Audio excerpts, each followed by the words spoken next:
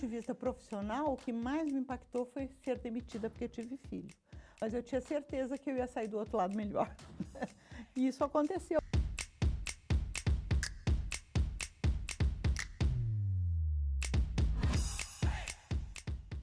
Olá pessoal, tudo bem? Estamos na grande jornada da entrevista 50 CIOs e produzindo conteúdos para a segunda edição do livro Por Trás da TI.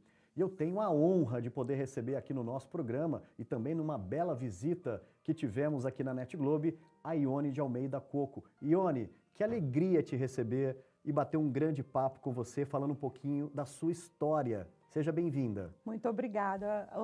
A alegria é minha. Tive o prazer de passear por todo esse maravilhoso complexo que vocês têm aqui e estou encantada de estar aqui com vocês dividindo a minha história. Obrigado, muito obrigada. Ione, um grande prazer. Ione, como nós temos aqui como responsabilidade, né, trazer história de profissionais que inspiram gerações. E você é um exemplo de inspirar uma geração de tecnologia. Um exemplo de persistência, né? Muita persistência, né, Ione?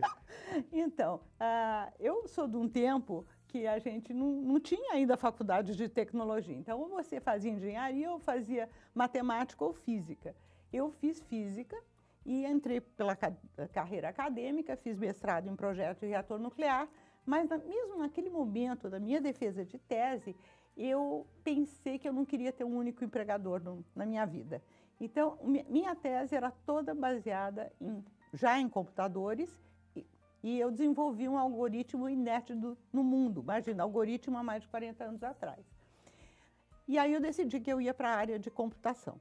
Mas eu tive uma proposta irrecusável. E muitas vezes isso acontece na carreira da verdade, gente, né? É. Eu fui convidada para ir para o IPT, abrir o National Bureau of Standards no Brasil. E eu fiquei encantada, porque imagina você ser a primeira pessoa para abrir uma entidade desta magnitude e importância. Só que eu engravidei. Eu engravidei e fui demitida, porque eu tive filho. Aí eu falei, aí agora é o meu momento de realmente migrar para a computação.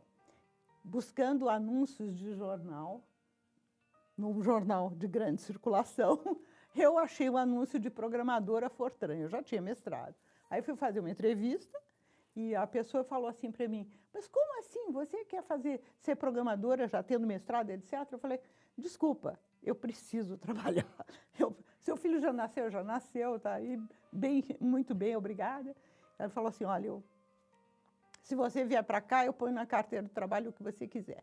Então, essas pessoas que você encontra ao longo da sua carreira, que são anjos da guarda, no fundo, né? É verdade. Ele me contratou, fiquei nessa Yacupoira Engenharia por 5 anos, fiz carreira lá dentro, e depois meu marido foi convidado para abrir o Centro de Pesquisa da Telebrás aqui em Campinas.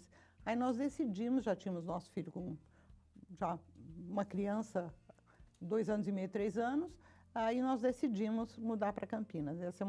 Essa foi a origem da minha mudança. E continuei viajando para São Paulo, porque a empresa era tão séria, tão boa, valores tão afinados com os meus, acho que é uma das coisas que a gente deve mais procurar, né, Renato? É verdade. Que eu acabei pedindo demissão 3 vezes e não conseguindo sair. E nesse meio tempo a CPFL veio para Campinas. E quando veio para Campinas, claro que um monte de gente não quis vir. E sobraram vagas. E eu acabei entrando na CPFL como analista pleno, e ali eu fiz toda a minha carreira, 19 anos de CPFL, acho que eu fiquei. E fui analista pleno, fui coordenadora de área, fiz um concurso para ser gerente no primeiro escalão, e foi até uma coisa interessante da época, né? Eram 10 homens e eu sempre tive muitos homens em torno, né? Eu sou de uma geração que a maioria era mais homem ainda do que hoje, né? E aí papai quis ser muito pai comigo e falou, olha, são 10 homens e você, o mundo é assim. Se você não passar, você não fica triste, porque é assim mesmo, você não desiste. Eu, não, papai, não vou desistir, não vou ficar triste. E no fim eu fui escolhida. Então foi a minha primeira posição gerencial, que foi por um concurso interno, e aí eu segui até ser CIO. Uma outra oportunidade incrível que eu tive na CPFL foi numa daquelas mudanças de governo, eu acabei sendo convidada para ir para a área de RH. A área de RH, eu fiquei... A empresa, na época, tinha, acho que, quase 10 mil empregados, e eu fui convidada para ser gerente de cargos e salários. Então, foi uma coisa muito interessante, porque eu sempre tive esse lado people person. Nessa época, eu já trabalhava em muita organização voluntária e acabei ficando 4 anos.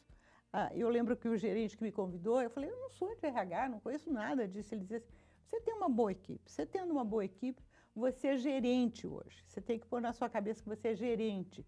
Gerente gerencia parafusos ou pessoas. Você gerencia pessoas, então não importa onde. Olha Isso só. foi uma lição de vida também. Porque aí eu fui e fiquei 4 anos, uma gestão inteira lá. Dali, eu fui para a CIO. Se tem um ponto de quebra na minha carreira que me fez ver o mundo de uma forma muito diferente, foi a minha ida para o Gartner. Foi sensacional, porque aí eu trabalhei em pesquisa, trabalhei na agenda do CIO para a América Latina inteira. Quando eu comecei nessa área, eu tinha 15 clientes. Quando eu saí, eu tinha 580. Uau! Eram 5 países, depois eram 15 países. Então, foi uma experiência fantástica. Você é uma grande inspiração, né, Ione? Não só para que nós tenhamos uma referência de uma profissional tão dedicada, mas também pelas barreiras que você quebrou e, principalmente, o propósito de continuar ajudando o setor. E aí, do outro lado, né, em pesquisa, em aconselhamento, e foi um trabalho super especial. Parabéns pela sua trajetória, Ione. Muito obrigada. Ione, são muitos desafios da nossa carreira e, claro, tem alguns que nos trazem aquela reflexão de um grande aprendizado. O que você traz nessa trajetória de uma carreira tão vasta? Olha, eu vou falar 2 coisas. Falar do lado pessoal e do lado profissional, né? Tá bom. Do lado pessoal, meu pai é filho póstumo. Era, né? Porque já morreu. A vovó estava grávida de 3 meses quando meu avô morreu de gripe espanhola. E a minha mãe, ela é uma mulher que nos anos 40 ela tinha nível universitário. Ela era formada em dietética, que hoje vem a ser nutrição. Então, era uma mulher que trabalhava quando se casou. E meu pai, porque era uma questão da época, meu pai fez ela parar de trabalhar para seguir carreira como mãe de família, né?